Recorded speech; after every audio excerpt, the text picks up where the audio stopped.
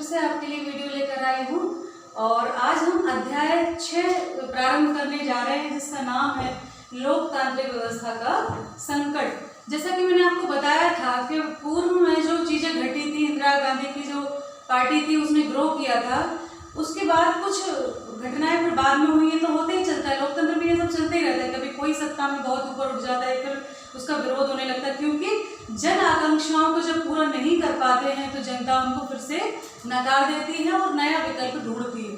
लेकिन जब नया विकल्प नहीं मिलता है या वो नया विकल्प उनकी आकांक्षाओं को पूरा नहीं कर पाता, तो फिर से वो वही देखते हैं। मैंने कहा था ना, लोकतंत्र में होता है बहुत अच्छा कौन है, नहीं मिल पा रहा है तो हम देखते हैं कम खराब कौन है ना। तो ये सब चीजें चलती रहती हैं। आज हम बात करेंगे आर्थिक संदर्भ की। लोकतांत्रिक व्यवस्था का जो संकट पैदा हुआ था 1971 के बाद ही चीजें शुरू हो गई थी। 1971 के चुनाव में कांग्रेस ने बहुत बड़ी सफलता हासिल की थी। मैंने बताया था आपको कि 375 सीटें उन्होंने और मार्क्सवादी पार्टी जो मिलिट्री गठबंधन बना था उन्होंने जीती थी, कांग्रेस आर ने। तो उसके बाद इंदिरा बहुत बड़े उसके रूप में सामने आई थी और उन्होंने 1971 के चुनाव में एक नारा दिया था, गरीबी हटाओ।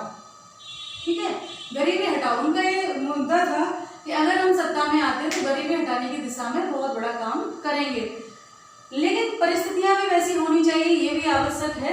तो 1971 और 72 में देश की जो आर्थिक स्थिति थी वो बहुत ज्यादा हद तक ठीक नहीं हुई थी, वही सब चल रहा था।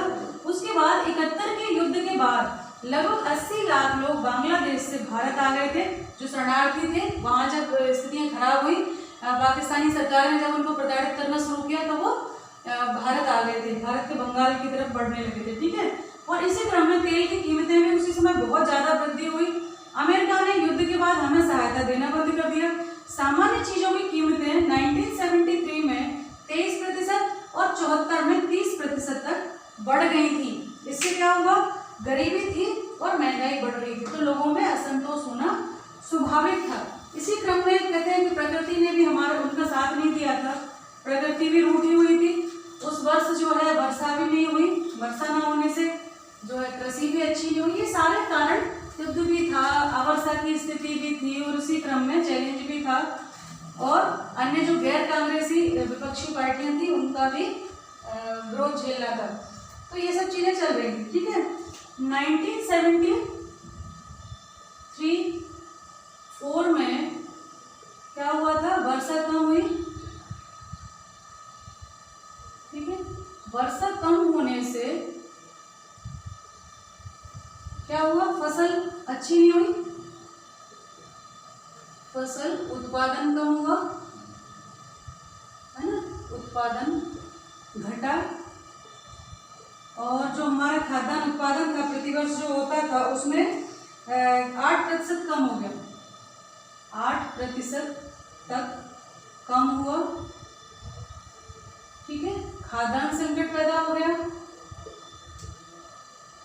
क्योंकि भारत बहुत ज्यादा आत्मनिर्भर उस समय फसल उसमें खाद्यान्न में नहीं हो पाया था, और ये स्थिति खाद्यान्न संकट पैदा हुआ।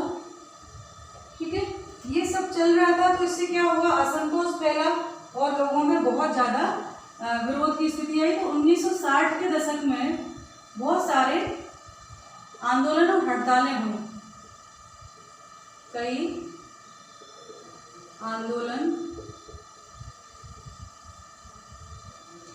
व हड़तालें हुई। ठीक है, हुई, और ऐसा लगा कि क्या लोकतंत्र अब बचाया जा सकता है ना। और गैर कांग्रेसी पार्टियों ने जो है कारगर तरीके से इस जन विरोध की फायदा उठाया और उसकी अगुवाई की, और 60 के दशक में विरोध के स्वर उठे तो ज्यादा से ज्यादा जो है आंदोलन हुए।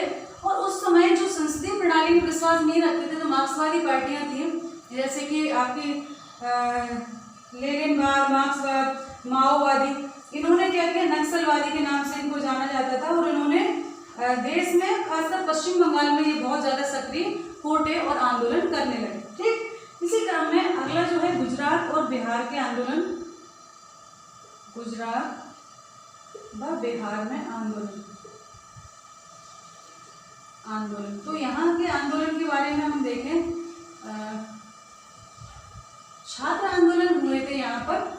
इन दोनों राज्यों में ही कांग्रेस की सरकार थी और ये जो चीजें हो रही थी वो बिहार और उसमें भी हो रही थी, तो लोगों ने मांग रख दी कि भाई अब तो इनको सरकार हटानी चाहिए, अपना इस्तीफा देना चाहिए, ठीक है ना।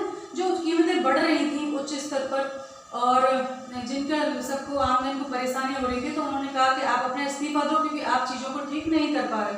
तो इसमें छात्रों ने इन आंदोलनों की अगुवाई की थी, जिसमें कई राजनीतिक पार्टियां भी शामिल हो गई थी और बहुत बड़े व्यापक स्तर पर ये हड़तालें हुई थी, आंदोलन हुआ था, घेराव हुआ था।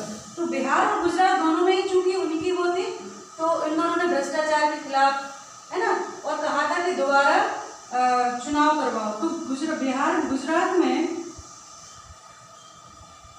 मोरारजी देसाई ने इनका नेतृत्व किया था। मोरारजी देसाई ने छात्रों का नेतृत्व करना शुरू कर दिया, है ना। मोरारजी देसाई जो है इंदिरा के कट्टर विरोधी माने जाते थे, तो इन्होंने धरना प्रदर्शन किया, आंदोलन किए। तो गुजरात में फिर क्या किया, राष्ट्रपति शासन लगा दिया गया। 1974 में गुजरात में राष्ट्रपति शासन लगा दिया गया, ठीक है, शासन लगा दिया गया। और ये सब आंदोलन हड़तालें चलती रही, जो देश के गुजरात से निकलकर पूरे राष्ट्रव्यापी स्तर पर फैल गई। इसी क्रम में है ना, इसी क्रम में जब बहुत ज्यादा स्थितियां पैदा हो गई थी, तो 1975 में जाकर इनको चुनाव कराने पड़े थे। 1975 के विधानसभा के चुनाव फिर आयोजित कराने पड़े थे, क्योंकि ये चीजें बहुत ज्यादा बढ़ गई थी। तो बिहार में मोरारजी देसाई थे, गुजरात में सॉरी, और बिहार में चूंकि छात्र आंदोलन कर रहे थे, तो उन्होंने किसको बुलाया, जेपी को, जयप्रकाश नारायण को, जेपी को आमंत्रित किया। किसने, छात्रों ने, ठीक है। और इनके साथ जनसंघ, कांग्रेस ओ, ठीक है, समाजवादी पार्टी, ठीक है, सभी शामिल हो गए इनके साथ, सभी शामिल हो गए। ये इन्होंने, जेपी ने ये शर्त रखी थी। उस समय जयप्रकाश नारायण जो है वो राजनीति छोड़ चुके थे, समाजवादी कामों में आ गए थे, लेकिन छात्रों ने आह्वान किया कि आप आए और नेतृत्व करें। तो उन्होंने शर्त रखी थी कि आप अहिंसक साधनों का प्रयोग करेंगे, हिंसा नहीं फैलाएंगे। दूसरा, ये आंदोलन सिर्फ गुजरात में ही होगा, आगे नहीं बढ़ेगा। लेकिन सारी पार्टियां इसमें कूद आई, और जब सरकार ने इस्तीफा देने से मना कर दिया, तो ये फिर दिल्ली तक ये आंदोलन, फिर जेपी की इच्छा थी कि ये पूरे देश में फैले। और हालांकि इनका, जेपी के इन कार्यक्रमों का विरोध भी होने लगा था। लोग कहने लगे थे कि ये कांग्रेस के विरुद्ध नहीं है, बल्कि इंदिरा के विरुद्ध ही आंदोलन है। लोग इंदिरा हटाना चाहते हैं, ना कि कांग्रेस हटाना चाहते हैं। तो इनका भी खैर विरोध भी होना शुरू हुआ था। तो इसी क्रम में ये सारी चीजें हो रही थी। उसी समय रेल हड़ताल भी हुई थी, है ना, रेल हड़ताल भी हुई। तो इसका प्रभाव फिर पड़ने लगा था, आम जनजीवन जो है प्रभावित होने की आशंका जताने लगे थे। तो इस समय लगातार इन सब चीजों का दबाव बढ़ा, और 1975 में चुनाव कराए गए,